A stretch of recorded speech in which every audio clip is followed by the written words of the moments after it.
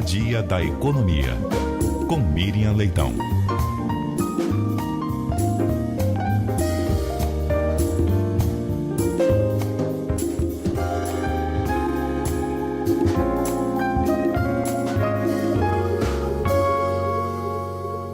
Muito bom dia para você, Miriam Leitão.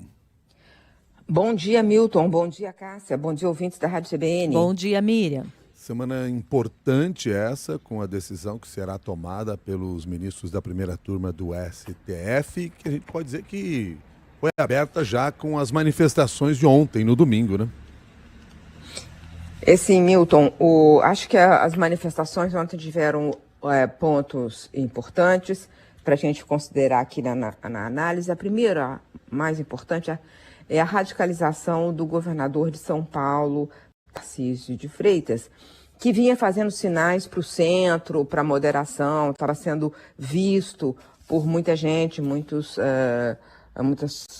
políticos e pessoas do mercado financeiro e empresários como a direita mais moderada, né? Ele, nesses últimos dias, ele falou primeiro que ele não confia na justiça, e um governador falando isso, um governador do estado maior, estado do país, é muito importante ele falando isso, mas poderia ter sido só uma frase, mas não. Ontem ele fez um discurso todo radical, dizendo que o Brasil é uma ditadura, que o Alexandre de Moraes é um tirano e que nós não vamos aceitar a ditadura. Ele falou exatamente tudo que o bolsonarismo queria que ele falasse. O bolsonarismo ficou muito feliz. Então ele não, em vez de fazer acenos para o bolsonarismo, que ele vinha fazendo, e acenos para o centro, o governador fez um radical movimento para esse bolsonarismo mais raiz, mais radical, que avalia que o Brasil não é uma democracia. E ele chegou a dizer que isso não é uma democracia.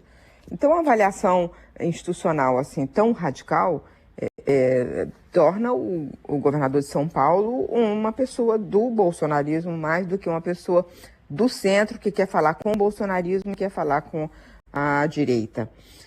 O uso da bandeira americana na manifestação é outro ponto que eu queria ressaltar. Quer dizer, não se espera que se use no Dia da Pátria do Brasil usar uma bandeira americana. E as manifestações da direita usaram a bandeira americana. Outro ponto a notar é que as manifestações da direita tiveram muito mais gente do que as manifestações da esquerda.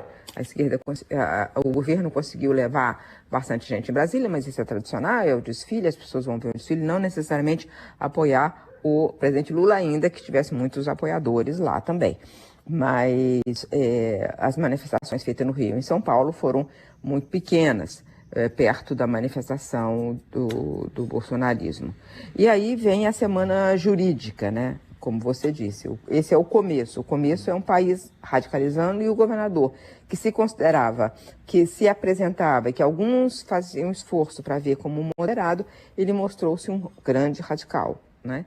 E aí a semana jurídica, essa semana vai ter 4 dias seguidos. O ministro Alexandre de Moraes pediu mais um dia, na quinta-feira, então vai ser terça, quarta, quinta e sexta, de julgamento, e ao final da semana saberemos se estão condenados e a que penas os réus do núcleo crucial, né? Até agora o que se vê é que sim, vão ser condenados, em geral, né? Vai ter voto divergente do ministro Fux. O ministro Fux foi a pessoa que foi, em 2021, ameaçada pelo então presidente Jair Bolsonaro. Ele era presidente do STF, e quando o Bolsonaro falou, ou o presidente desse poder enquadra o seu, ou nós pode haver uma intervenção. É isso que ele quis dizer. Mas o ministro Luiz Fux tem a visão mais suave do que está acontecendo. Então, vamos ver como será. Ele já avisou que o voto vai ser grande, e então vamos ver como é que ele vai se posicionar. Mas a maioria deve ficar junto com o Alexandre de Moraes, votando pela condenação. E o primeiro-ministro a falar vai ser Alexandre de Moraes, e aí depois tem uma sequência. Mas vai ser uma semana cheia dessa questão que está nesse momento dominando os assuntos no país. O fato de que houve uma tentativa de golpe e está sendo, pela primeira vez, está sendo julgado o crime de tentativa de golpe de Estado. Milton e Cássia. E algo que também apareceu muito nas manifestações, né, Miriam, e de certa forma também aparece bastante nessas 2 semanas de julgamento, toda a discussão que está se avolumando em relação à possibilidade de um projeto de anistia, né? Sim, e muita pressão no Congresso por esse projeto de anistia. E o projeto de anistia, como ele está escrito, pelo menos o mais importante sobre o qual eles estão defendendo muito, tem absurdos enormes, como, por exemplo, perdoando até milícia, formação de milícia.